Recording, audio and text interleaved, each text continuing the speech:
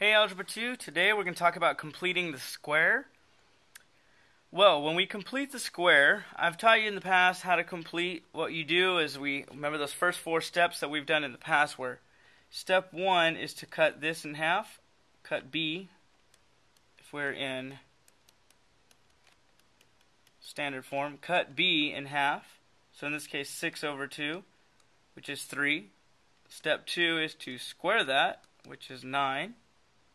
And this 9 is what we're going to add to both sides. X squared plus 6x plus 9 equals 16 plus 9. So again, we're going to add 9 to both sides to even it out, because you can add any number you want into a problem, into an equation, as long as you even it out by adding it to the other side as well. And now what we can do is we can take these three terms and write them as one parenthesis. So square root of x squared is x. Square root of 9 is 3. We'll always bring down this symbol. Here we have 25 on this side. So when you take a square root, you get x. The square and the root cancel each other out. So you have x plus 3 is equal to positive negative 5. Because again, we took a square root of a variable. That's why it's plus minus 5. And we're going to subtract 3 and move that over. So now we have positive 5 minus 3, which is 2, negative 5 minus 3, which is negative 8. So this is what I've taught you in the past. But now we're going to do the same exact steps. It's just now we're going to deal with some complex numbers. So you might have negative underneath your root. But you handle the problem in the same exact way. So we're going to do the same exact steps. So here, solve by completing the square. Our first step is always cut this in half. Or not always, but in this case, if this is a 1, then this is your first step. Cut the negative 5 in half. So you're going to negative 5 over 2. Now that doesn't reduce, so we're just going to leave it as a fraction. Step 2 is to square that. So you have negative 5 over 2 squared, which gives us positive 25 over 4. And again, that's the number that we're going to add to both sides. So add 25 fourths equals negative 7 plus 25 fourths. Now we need to change the 7 because we need a common denominator. So on this side, I'll just rewrite this side. 5x plus 25 fourths equals. So again, the way we get from 7 over 1 to be fourths is you do, since we did 1 times 4 is 4, 7 times 4 is 28. So you have negative 28 over 4 plus 25 fourths. So now, we can actually rewrite these three terms as one parenthesis squared. So you have x minus, and the square root of 25 fourths is 5 halves. And remember, your answer, what to put here is always your first step answer. What do you get when you divide that in half? Equals, if you were to combine these, negative 28 plus 25 is negative 3 fourths. So when you take the square root, just like we did before, square and the root cancel out. You're just left with x minus 5 halves equals positive negative. Now, you can't take the square root of 3, but you can take the square root of 4. So first we're going to pull the negative out to make it I. Now we're left with the root 3 on top, but the square root of 4 is actually 2. So we took the square root of 4 to make 2, pulled it out from underneath the root. So now when I move the 5 halves over, because I can add 5 halves, I get 5 halves plus or minus I root 3 over 2. And since they have the same denominator, we like to just go ahead and write it as 1. So our final answer is 5 plus or minus I root 3, and the whole thing is over 2. This will be your final answer. Notice, these are the same steps that we did with our last problem. Cut it in half, square it, add it to both sides, rewrite it as a parenthesis squared, root it, plus minus, and then move this over. Same thing here. Cut it in half, square it, add it to both sides, rewrite it as one parenthesis squared, root it, plus minus, move it over. Same steps. It's just now we have I involved.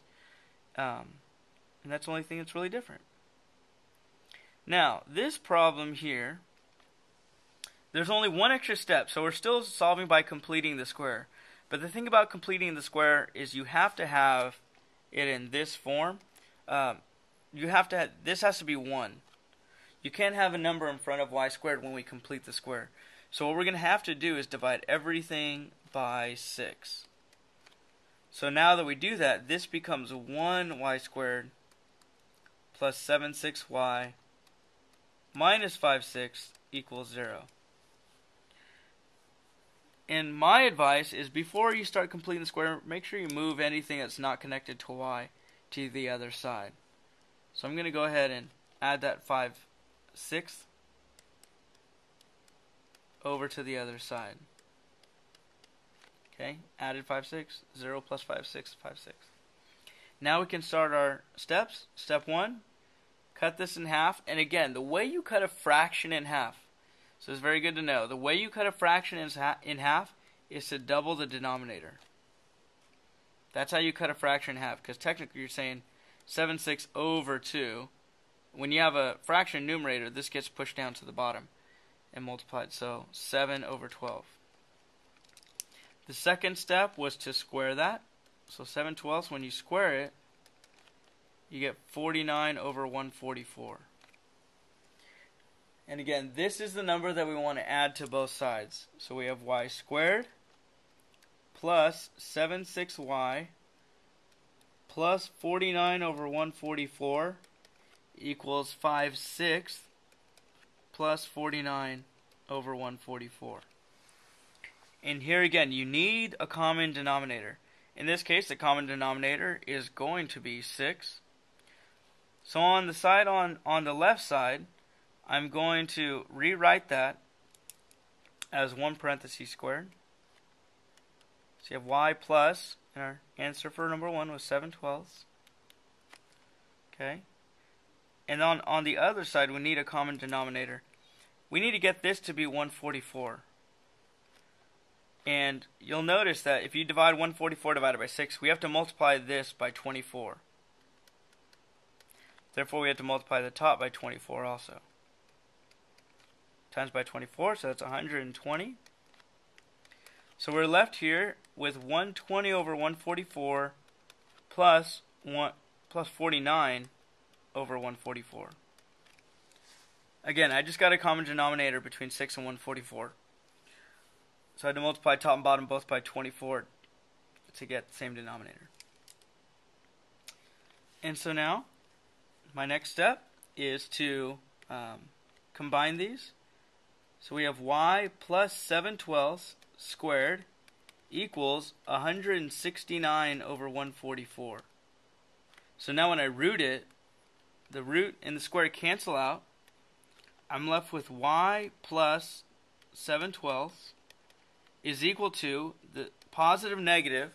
The square root of 169 is 13. The square root of 144 is 12.